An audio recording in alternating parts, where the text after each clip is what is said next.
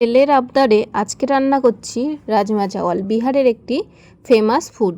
তবে চলো রান্নাটা করার জন্য কি কি লাগে আর কিভাবে রান্নাটা করছি তোমাদের সঙ্গে শেয়ার করি। নমস্কার বন্ধুরা, আমি তানিয়া চলে আসলাম একটা ছোট্ট মিনি ব্লগ নিয়ে। তোমরা সবাই কেমন আছো জানিও, আমি কিন্তু বেশ ভালো আছি।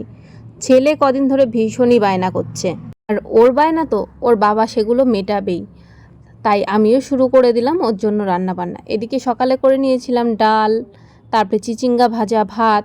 তারপরে দুপুরের জন্য রান্না করছি এটা রাজমা চাওয়াল, যেহেতু তাই বাসমতি চালের ভাতটাই করতে হবে। নর্মাল আমরা তো মিনিকেট চালের ভাত খাই, সেটা দিয়ে হবে না।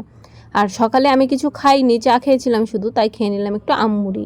আর ততক্ষণে প্রেশারে কিন্তু রাজমাটা বেশ ভালো সিদ্ধ হয়ে গেছে। রান্নাটা করার জন্য আমি প্রথমে সাদা তেল আর কিছুটা বাটার নিয়ে একটু গোটা গরম মশলা ফোড়ন দিয়ে দিয়েছিলাম পেঁয়াজ কুচি। তারপরে দিয়ে দিয়েছিলাম আদা, রসুন আর কাঁচা লঙ্কা বাটা। আর টমেটোর প্রয়োজন ছিল, টমেটো পাইনি বলে একটু সস ব্যবহার করেছি। তারপরে সিদ্ধ রাজমাগুলোকে দিয়ে ভালো করে কষিয়ে নিয়ে যখন তেল ছেড়ে এসছে, তখন একটুখানি জল দিয়ে ওই রাজমা সিদ্ধর জলটা দিয়েই আমি ঢাকা দিয়ে রেখেছিলাম। তবে রান্নাটা যখন অলমোস্ট কমপ্লিট, তখন দিয়েছিলাম গোলমরিচ আর এলাচের গুঁড়ো, আর সঙ্গে দিয়ে দিয়েছিলাম কাসুরি মেথি। তবে রান্নাটা খেয়ে দেখলাম বেশ ভালো হয়েছিল। ছেলে বায়না করে কিছু ভুল করেনি। তবে আমার মনে হলো, জানো তো, ভাতের থেকে এটা যদি রুটির সঙ্গে খেতাম আমার মনে হয় আরও বেশি ভালো লাগতো। আর নামানোর পরে একটুখানি বাটার দিয়ে গার্নিশ করে দিয়েছিলাম। আর এইদিকে কিন্তু আমার ভাতটাও রেডি হয়ে গেছে গরম গরম।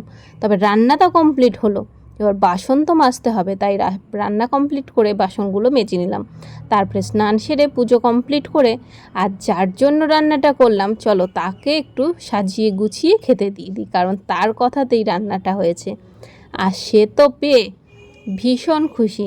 তারপরে রিভিউটা দেখে নাও, এক গ্রস মুখে দিয়েই কিন্তু তার মুখের এক্সপ্রেশনই বদলে গেল, বলল বেশ ভালো হয়েছে। আর এইদিকে দুপুরে খাওয়া দাওয়া কমপ্লিট করে বোনও বাড়ির দিকে রওনা দিল। তবে ভিডিও এই পর্যন্ত, আবার দেখাবে নতুন ভিডিওতে।